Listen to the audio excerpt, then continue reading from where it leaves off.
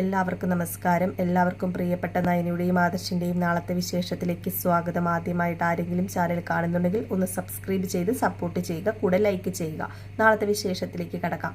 തുടങ്ങുമ്പോൾ കാണിക്കുന്നത് അനിയെയും നന്ദുവിനെയാണ്. അങ്ങനെ അനി നന്ദുവിനോട് ഓരോ കാര്യങ്ങൾ പറഞ്ഞുകൊണ്ടിരിക്കുമ്പോൾ അങ്ങോട്ടേക്ക് അനാമിക വരികയാണ് കേട്ടോ. അനാമിക തുള്ളി വിറച്ചാണ് വരുന്നത്. അനാമിക ഇവരെ കണ്ടതും പൊട്ടിത്തെറിക്കുകയാണ്. അങ്ങനെ അനാമിക പറയുക, നാണമില്ലല്ലോ അനി, നിനക്ക് ഈ ബന്ധം നീ തുടരുകയാണല്ലേ? ആരുമില്ലാത്ത സമയം നോക്കി നീ നിന്റെ കാമുകീനെ വിളിച്ചു വരുത്തി അല്ലേ ഇവിടെ നീ വല്യമ്മയ്ക്ക് കൂട്ടിരിക്കുകയാണെന്നും പറഞ്ഞുകൊണ്ട് എന്ത് വൃത്തികേടാണ് ഈ കാണിച്ചു കൂട്ടുന്നത്? ഞാനിത് പറയും, എല്ലാവരോടും ഞാനിത് പറയും. നീ കാണിക്കുന്നതെല്ലാം വൃത്തികേടാണെന്ന് എനിക്കറിയാം. എന്നിട്ട് നീ എല്ലാവരുടെയും മുമ്പിൽ എന്നെ വൃത്തികെട്ടവളാക്കാൻ ശ്രമിച്ചുകൊണ്ടിരിക്കുകയല്ലേ? സ്വന്തം ഭാര്യ ഉണ്ടായിട്ട് പോലും കാമുകീനെ വിളിച്ചു വരുത്തുന്ന വെറും അവിഹിതം തുടരുന്ന വൃത്തികെട്ടവനാണ് നീ എന്നൊക്കെ പറഞ്ഞുകൊണ്ട് അനിയോട് കുറേ വഴക്കുണ്ടാക്കുന്നു. ഇത് കേട്ടതും അനി, നീ വേണ്ടാത്ത കാര്യങ്ങളൊന്നും പറയരുത്. ഞാൻ ഒരിക്കലും ഇവളെ വിളിച്ചു വരുത്തിയതല്ല. ഇവള് എന്നെ കാണാനും വന്നതല്ല. ഇവളുടെ ചേച്ചീനെയും വല്യമ്മേനെയും കാണാൻ വന്നതാണ്. ഓ, അങ്ങനെ ചേച്ചീനെയും വല്യമ്മേനെയും കാണാൻ വന്നതാണെങ്കിൽ ഈ സമയത്താണോ വരേണ്ടത്? ഇവളുടെ ചേച്ചി ആരുമില്ലാത്ത സമയം നോക്കി ഇവളോട് വരാൻ പറഞ്ഞു കാണും. എന്നിട്ട് നിന്നെയും ഇവിടെ കൊണ്ടുവന്ന് കാണും. എന്നിട്ട് നിങ്ങളെ രണ്ടുപേരെ ഒന്നിപ്പിച്ചിട്ട് എന്നെ പറഞ്ഞയച്ചിട്ട് എൻ്റെ ജീവിതം നശിപ്പിച്ചിട്ട് അവിടെ ഇവളെ കൊണ്ടുവരാൻ വേണ്ടി ഇവളുടെ ചേച്ചി ചെയ്ത തന്ത്രമാണിതൊക്കെ എന്നൊക്കെ പറയുകയാണ്. നമ്മുടെ നന്ദുവിനെ ചേച്ചിയെക്കുറിച്ച് പറയുന്നത് കേൾക്കുമ്പോൾ കലി വരികയാണ്. അങ്ങനെ നന്ദു പറയുന്നുണ്ട്, നിങ്ങൾ എന്നെ എന്ത് വേണമെങ്കിലും പറഞ്ഞോ, എൻ്റെ ചേച്ചീനെ ഒന്നും പറയരുത്. എൻ്റെ ചേച്ചി അങ്ങനെ ഒരുത്തിയല്ല. എൻ്റെ ചേച്ചിയുടെ സ്വഭാവം നിനക്കറിയില്ലാഞ്ഞിട്ടാ. നിൻ്റെ സ്വഭാവമാണ് എല്ലാവർക്കും എന്നും നീ വിചാരിക്കരുത്. എൻ്റെ ചേച്ചി അങ്ങനെ വിചാരിച്ചിരുന്നു എങ്കിൽ ഒരുപക്ഷെ നീ ഇപ്പോൾ ഇവിടെ അനിയുടെ ഭാര്യയായിട്ട് വരില്ലായിരുന്നു. ഒരുപക്ഷെ അതെൻ്റെ ഔദാര്യം തന്നെ ആയിരിക്കും എന്നൊക്കെ പറഞ്ഞു. ഇത് കേട്ടതും അനാമികയ്ക്ക് വീണ്ടും കലിമൂത്തു. അനാമിക പറഞ്ഞു, നീ നോക്കിക്കോ എന്താ സംഭവിക്കാൻ പോകുന്നതെന്ന്. ഇതിൻ്റെ പേരിൽ വലിയൊരു പൊട്ടിത്തെറി തന്നെ അനന്തപുരി തറവാട്ടിലുണ്ടാകും. നിന്റെ സ്വസ്ഥതയും സമാധാനവും നശിച്ചുവെന്ന് കൂട്ടിക്കോ അനി എന്നൊക്കെ പറയുകയാണ്. ഈ സമയം നന്ദു അങ്ങ് മാറിപ്പോകുമ്പോൾ അനിയോട് വീണ്ടും വെല്ലുവിളിക്കുകയാണ്. ഞാനിതെല്ലാം വീട്ടിൽ ചെന്ന് പറയും, വല്യമ്മയോടും അതുപോലെ എല്ലാവരോടും, മുത്തച്ഛനും മുത്തശ്ശിയും ഒക്കെ അറിയട്ടെ നിന്റെ ഈ വൃത്തികെട്ട സ്വഭാവം. അവിഹിതം തുടരുന്ന ഒരു ഭർത്താവ്. എന്തൊരു ഭർത്താവാടാ നീ ഭർത്താവാണെന്ന് പറയാൻ എനിക്ക് നാണക്കേടാണെന്നൊക്കെ പറയുമ്പോൾ അനി പറയുന്നുണ്ട്, നീ എന്തിനാണ് ഞാൻ ഭർത്താവാണെന്ന് പറയുന്നത്?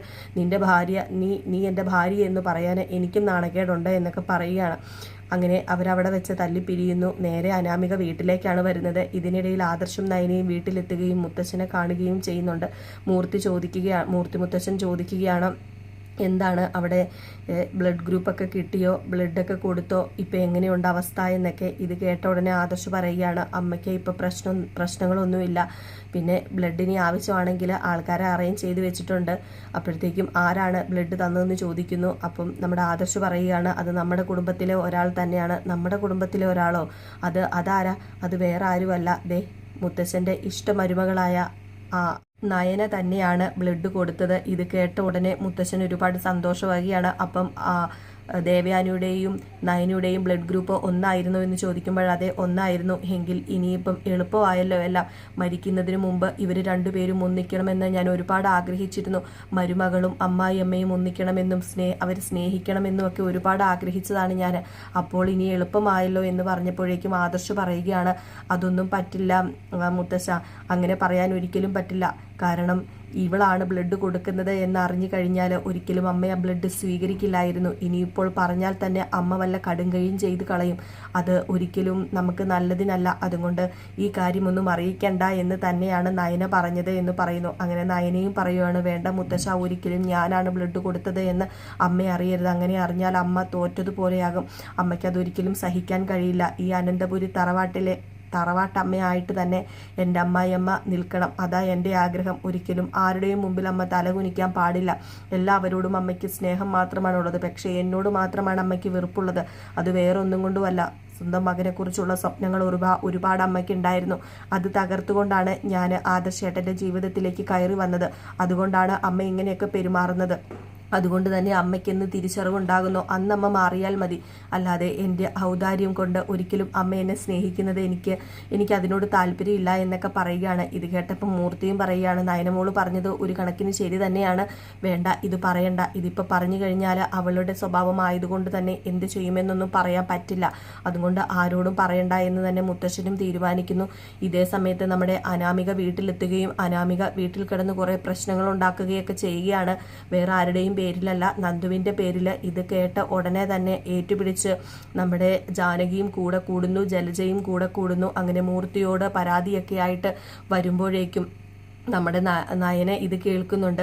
അങ്ങനെ ആദർശ് നയനയും ഇത് കേട്ട് കഴിയുമ്പോഴേക്കും നയന പറയുകയാണ്, ഇവളുടെ അഹങ്കാരം കുറഞ്ഞില്ല എങ്കിൽ, ഇവൾ ഈ വഴി തന്നെയാണ് വീണ്ടും പോകുന്നത് എങ്കിൽ അവളെ അടിച്ചൊരു മൂലയ്ക്ക് ഞാൻ കയറ്റും. അതിനെന്ത് ചെയ്യണമെന്ന് എനിക്ക് നന്നായിട്ട് അറിയാം എന്നൊക്കെ പറയുന്നുണ്ട്. അപ്പോൾ ആദർശ് ചോദിക്കുന്നുണ്ട്, നീ എന്തൊക്കെയാണ് വിളിച്ചു പറയുന്നത്? അങ്ങനെ ചെയ്യാനുള്ള ധൈര്യം നിനക്കുണ്ടോ?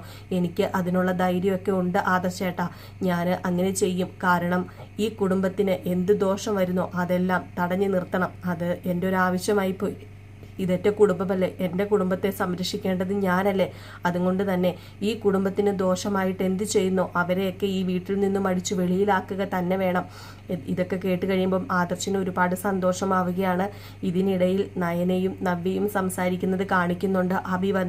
അബി വീട്ടിൽ പ്രശ്നമുണ്ടാക്കിയെന്നും അച്ഛൻ വന്നപ്പോൾ അബി ആട്ടിയിറക്കി വിട്ടു എന്നുമൊക്കെ നമ്മുടെ നവ്യ നയനയോട് പറയുന്നുണ്ട്. നയന ഇത് കേൾക്കുമ്പോൾ വലിയ സങ്കടത്തോടു കൂടി തന്നെ നവ്യയെ സമാധാനിപ്പിക്കുകയാണ്. അങ്ങനെ നവ്യ പറയുകയാണ്, സാരമില്ല, ഞാനിതൊക്കെ സഹിച്ചോളാം മോളെ, ഞാൻ വരുത്തി വെച്ചതല്ലേ, മോൾക്കൊരു നല്ല ജീവിതം കിട്ടിയാൽ മതി. ഞാൻ ചെയ്തതിൽ നീയും ഇപ്പം പരിതാപിക്കുന്നുണ്ടല്ലോ, നീയും ഇപ്പം ഞാൻ ചെയ്തത് കൊണ്ടാണല്ലോ ഈ വീട്ടിൽ കയറി വന്നത്, അതുകൊണ്ട് നിനക്ക് നല്ലൊരു ജീവിതം കിട്ടിയല്ലോ, അതോർത്ത് ഞാൻ ആശ്വസിച്ചോളാം മോളെ എന്നൊക്കെ പറയുന്നു. ഇത് കേട്ടപ്പോഴത്തേക്കും നയന ഒരുപാട് സങ്കടപ്പെടുകയാണ്. തൻ്റെ ചേച്ചിയുടെ വിഷമം കണ്ടിട്ട് അതിനെന്തെങ്കിലും ഒരു പരിഹാരം ഉടനെ കണ്ടെത്തണം എന്നൊക്കെ മനസ്സിലിങ്ങനെ ആഗ്രഹിച്ചുകൊണ്ട്, മനസ്സിലിങ്ങനെ പറഞ്ഞുകൊണ്ട് നിൽക്കുന്ന ആ ഒരു ഭാഗമൊക്കെയാണ് നാളെ കാണിക്കുന്നത്.